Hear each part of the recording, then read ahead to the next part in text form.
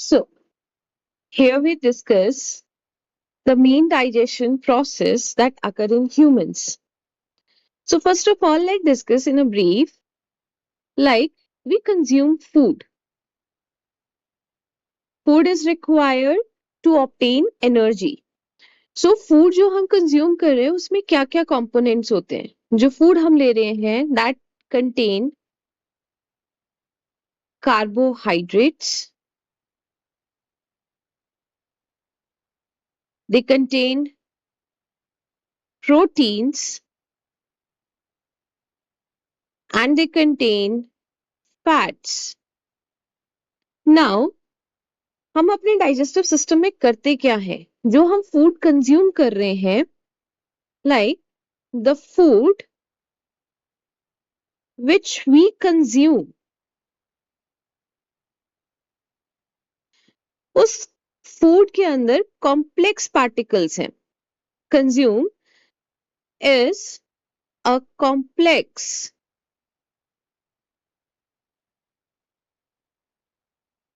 molecules.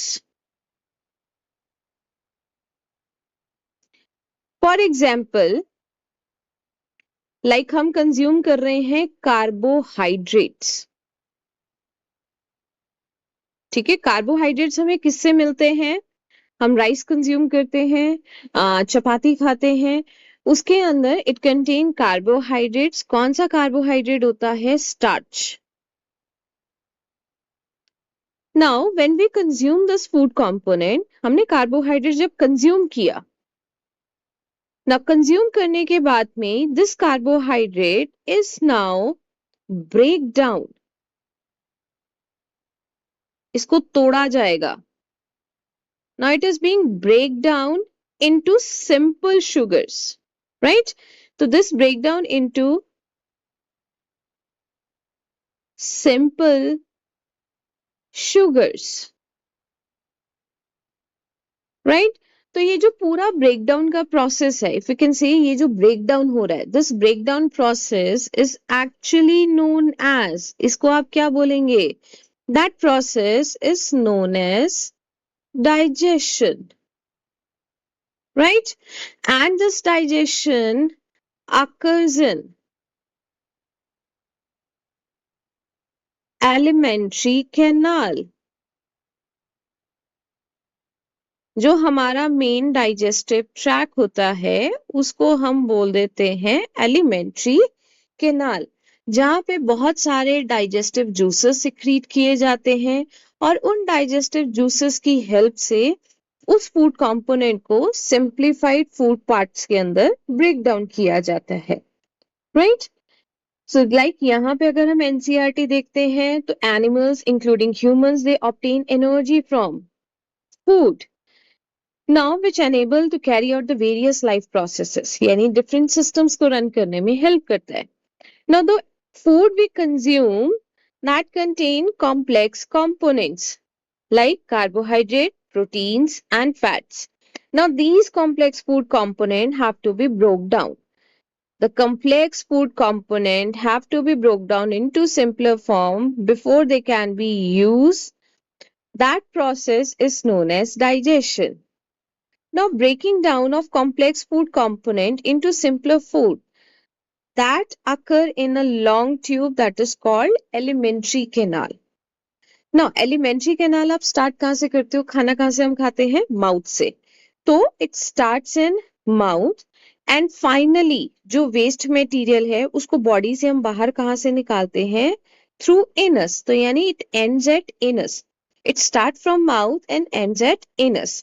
Now, as the food moves through the canal, the digestive juices like stomach, pancreas, intestine, they release their digestive juices. That is secreted. क्यों चाहिए? For the breakdown. It break it down the food component into simpler form. And then हमारी body उस simpler food को consume यानी कि पहले करेगी absorb और फिर हम थ्रू रेस्पिरेशन उसका ब्रेक डाउन करेंगे. So it is being absorbed by the different parts of alimentary canal and transported to the various part of body to carry out various functions. So now move towards the main track or the digestive pathway in humans or in animals. So overall, when we see the pathway, it start कहाँ से हो रहा है? Buccal cavity से, जिसका entry को आप क्या बोलेंगे? माउथ। लाइक ये मैंने एक सिंपल ट्रैक बनाया है। लाइक इस डायग्राम में आप एक सिंपल लाइन वे पाथवे देख रहे हैं ना। In this diagram, it's a diagram of NCERT. यहाँ हम पूरा पाथवे चेक कर रहे हैं। नाउ द फूड हम कंज्यूम कहाँ से कर रहे हैं? माउथ से। माउथ के बाद में इंटरनली आपको एक जो कैविटी दिखाई दे रही है, लाइक दिस वन, ये जो कैविटी है इसको हम बोलते हैं बकल कैविटी। बकल कैविटी और ओरल कैविटी, माउथ से। इट स्टार्ट फ्रॉम माउथ, क्योंकि बकल कैविटी की स्टार्ट माउथ से होती है, एंटर करता है बकल कैविटी के अंदर। तो ये हो गया पहला पार्ट जहां से फूड एंटर करेगा। यहाँ पे आप कुछ साइड पे एनलार्ज स्ट्रक्चर देख रहे हैं। This part here, it is known as salivary gland. This is a salivary gland, right. अब उसके बाद जो ट्रैक चल रहा है, उस ट्रैक को हम क्या बोलेंगे? This track is known as oesophagus और फूड पाइप। आपका जो फूड है, जिसको आपने मैकेनिकली माउथ में तोड़ा, उसको पास ऑन करता है oesophagus. Then it move towards a muscular organ. Here you can see a J-shaped organ. This is known as stomach. Now stomach के बाद the food will enter into a tract. Again, a coiled tube. Here you can see a multiple coiling structure. बहुत सारी coiling चल रही है यहाँ पे. The structure here, it is known as small intestine. ठीक है, स्टमक के बाद कौन सा रीजन आएगा हमारे पास? Small intestine. Now small intestine में बहुत सारे डाइजेस्टिव जूसेस आते हैं through a glands like pancreas. ये आप देख रहे हैं, ये पीछे पीछे बीच में स्टमक के पीछे की तरफ चल रहा होता है। Then is the largest gland of a body, that is liver. Now from the small intestine, now it move towards the track that is large intestine. जो बाहर की तरफ में आप ये पूरा कॉइल्ड रन करता हुआ मार्जिन ट्रैक देख रहे हैं, that is called large intestine. Large intestine के बाद the last region is called rectum, where the waste material is stored, and through anus the waste material is ejected out, यानी body से बाहर निकाल दिया जाएगा।